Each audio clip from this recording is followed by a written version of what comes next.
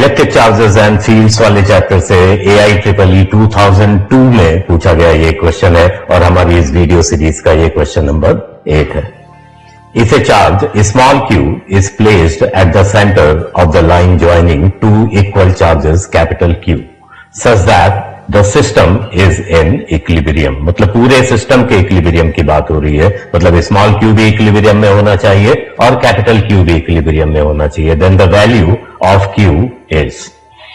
तो ये सिचुएशन मैंने इस डायग्राम में दिखाई हुई है। कैपिटल Q के बीच का जो सेपरेशन है, दोनों कैपिटल क्यूज के बीच का जो सेपरेशन है उसे मैंने 2a लिया हुआ है, क्योंकि मिड पॉइंट पे हमने स्मॉल क्यू को रखना है, तो इक्वली डिवाइड करने में स्मॉल ए डिस्टेंस को हम लिख सकते हैं। तो यहां पर स्मॉल क्यू के बारे में सोचो कि स्मॉल क्यू अगर पॉजिटिव है तब भी दोनों तरफ से रिपल्शन बराबर आएगा तो इक्विलिब्रियम में रहेगा, और स्मॉल क्यू अगर निगेटिव है तो दोनों तरफ से जो अट्रैक्शन आएगा वो भी इक्वल होगा, तब भी ये स्मॉल क्यू इक्विलिब्रियम में रहेगा। मतलब कि स्मॉल क्यू का इक्विलिब्रियम तो होगा ही होगा, उसके बारे में हमें सोचने की जरूरत नहीं है। तो हमें कैपिटल क्यू के इक्विलिब्रियम के बारे में सोचना है। दूसरी बात, क्योंकि सिचुएशन सिमेट्रिक है, तो एक अगर कैपिटल क्यू इक्विलिब्रियम में है तो दूसरा भी कैपिटल क्यू अपने आप इक्विलिब्रियम में होगा।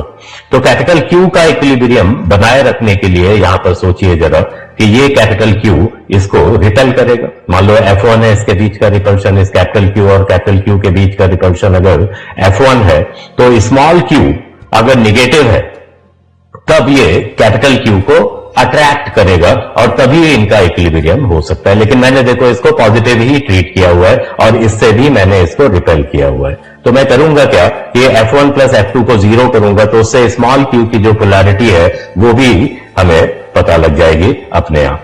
तो F1 plus F2 capital Q के ऊपर लगने वाला नेट फोर्स है, तो इसकी वैल्यू को भी हमें 0 के बराबर रखना है, क्योंकि पूरा सिस्टम इक्विलिब्रियम में रखना है। तो F1 और F2 को हम कूलम्स लॉ से लिख सकते हैं। तो F1 क्या है, repulsion between capital Q and capital Q. तो 1/4 pi epsilon not multiplied with capital Q into capital Q, that becomes Q square divided by square of the distance. तो उनके बीच का जो डिस्टेंस है वो हमने क्या माना है, 2a, तो it becomes 2a square plus F2 क्या है, स्मॉल क्यू और कैपिटल क्यू के बीच का रिपल्शन है, तो it is 1/4 pi epsilon not multiplied with small Q multiplied with capital Q and divided by square of the distance. इन दोनों के बीच का जो सेपरेशन है वो a है, तो a square and it is equal to 0। तो यहां पर हम देख सकते हैं कि 1/4 का एप्सिलॉन नॉट कैंसिल हो जाएगा और एक कैपिटल क्यू और यहां से ये पावर ये इसकी कैंसिल हो जाएगी। और एक चीज देखिए, ये a स्क्वायर है और यहां से भी ये a स्क्वायर है, ये भी कैंसिल हो जाएगा।